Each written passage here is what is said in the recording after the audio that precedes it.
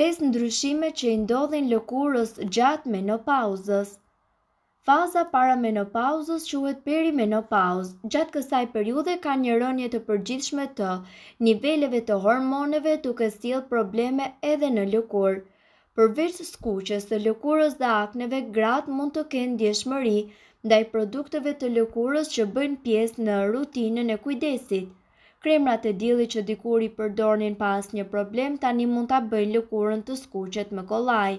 Gjatë perimenopauzës dhe menopauzës, lëkura juaj bëhet më delikate. Në këtë moment, një serum antioksidant me përbërës qetësues që luftojnë skuqjen si vitamina C janë në zgjedhja perfekte.